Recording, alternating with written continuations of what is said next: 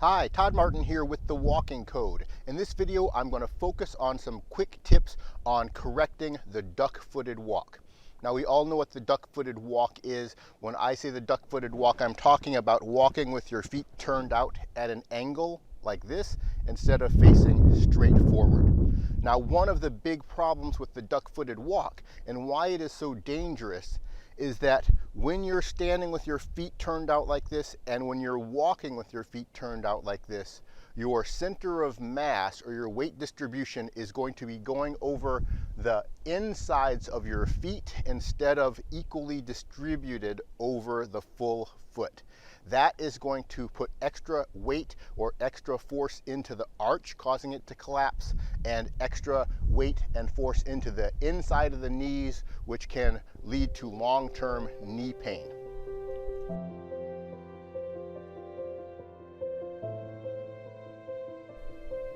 Let's do a practice of standing with your feet facing straight forward or turned out and check your weight distribution. First, start with your feet facing straight forward parallel to one another. Keep your posture aligned with your pelvis tucked in, vertically aligned, not tilted forward or back. Keep your spine up, head up, and see if you can feel your weight distribution evenly distributed over the whole foot. Now shift your weight so your weight is towards the inside of the feet, and then towards the outside of the feet, and then back to evenly distributed. You should be able to do that without much of a problem when your feet are facing straight forward. Now turn your feet out at a wide angle. And when you're standing here, you should notice that your weight distribution is going to be primarily over the front or inside of your feet. And now try to shift your weight to the center and then back. You can't really do it. I start to fall backwards because when you're in this position, your pelvis is going to naturally be over tucked. When you tuck your pelvis, it pitches your weight backwards. In order to stand vertically in this position with your feet turned wide out, you're going to have an over tucking of your pelvis, and that's going to put your weight forward. If you try to put your weight backwards towards the middle of your feet, you're going to start falling backwards. This means that when you're standing with the duck-footed walk, your weight is naturally always going to be towards the inside, putting constant stress on the arch and on the inside of the knees. When you walk, also, the weight is going to roll even further forward to the inside of the knee and the inside of the arch with each step, and that's going to cause some damage. So let's work on an exercise on balance that's going to help correct this body positioning. If you're standing with your feet in the externally rotated position or the duck-footed position, what I want you to do is try to balance on one leg.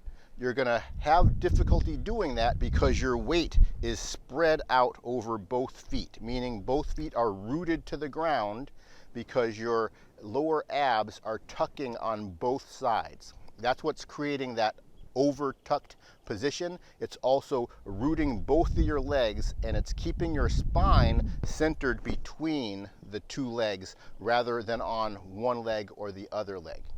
The challenge then becomes how to shift the weight all the way over one leg.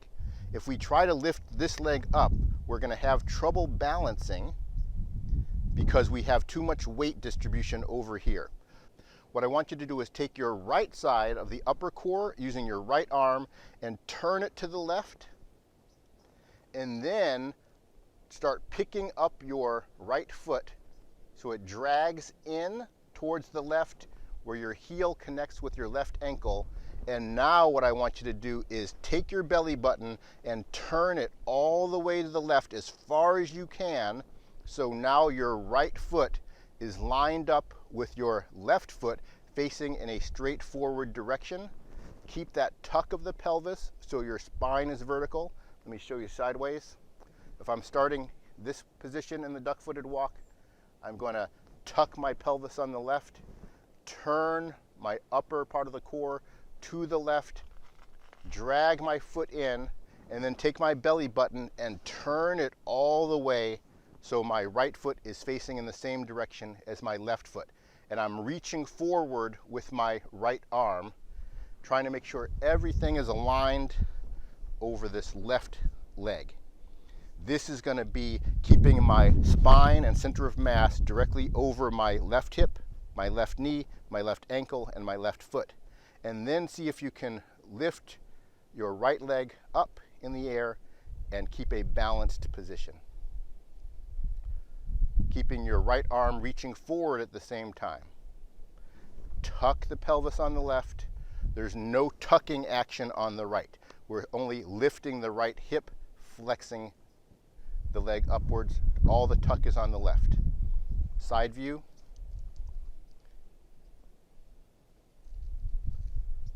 Take all the weight over to the left. Turn the belly button to the left. Keep everything aligned over the left leg. Lift the right leg up in the air. Let's practice the exercise again. Begin with your feet turned wide out to the side. Tuck your pelvis on the left side. Try to remove the weight from the right leg. Tuck your pelvis on the left. And then now, in order to balance, we need to shift all of the spine in the direction of that left foot. So I'm going to turn my upper part of the spine to the left. Turn your belly button to the left. The belly button is what is going to be representing your lower abdominal muscle rotation. So you don't want any lower ab rotation to the right. You see how that turns my pelvis to the right? As I turn my belly button to the right, it rotates my pelvis to the right, shifting weight to the right. So it can't line up over my left leg. Turn the entire belly button to the left, tucking on the left. Lifting the right leg, turning the upper part of the core to the left, representing the right arm turning to the left, which is going to show you the direction of that upper torso rotation. And keep that balanced position.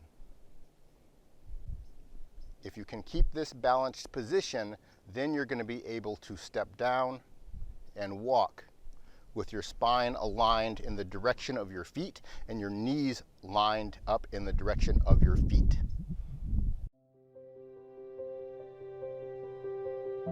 For exercise number 2, we're going to practice reaching forward and back with the leg. First, balance on the left leg and reach your right leg forward with your left arm. Retract your right leg and reach your right arm forward. Then reach back with your right leg while continuing to reach your right arm forward. Come back through the center by lifting your right leg, and then reach the right leg forward, placing on the heel very gently with your left arm forward, and then retract and reach back with your right leg with the right arm forward. Each time you reach forward with the right leg, you're going to reach forward with the left arm. Each time you reach back with the right leg, you're going to reach forward with the right arm. Always keep your pelvis tucked on the left, which is going to keep your weight and your root on the left. Now let's look from the side view. Remember, when you are reaching forward with the arm, don't reach from your shoulder, reach from the upper part of your core, really extending your upper part of the core forward. This is going to counterbalance the leg movements.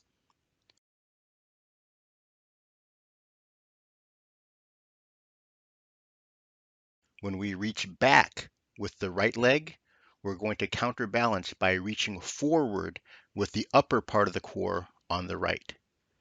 When we reach forward with the right leg, we're going to counterbalance by reaching forward with the upper part of the core on the left.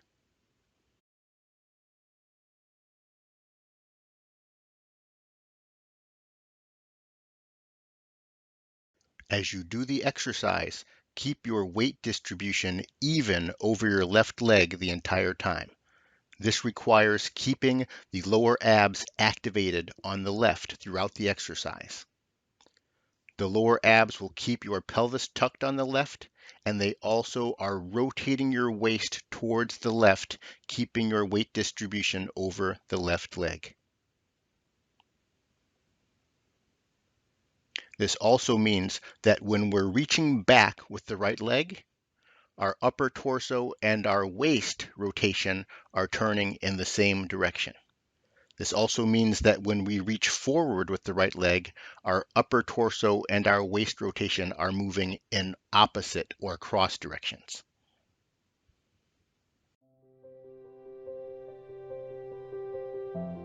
For our third and final exercise, we're going to repeat the forward and back reach of the leg and follow up with a forward walk after the final forward reach of the leg. Let me say again, when we reach back with the right leg, our upper and lower core are turning in the same direction. When we reach forward with the right leg, our upper and lower core are moving in opposite directions. This is often referred to as cross crawl. When we begin to walk forward, we will be using cross crawl the entire time. The upper core and lower core, or the chest and the waist, will be rotating in opposite directions the entire time as we walk forward.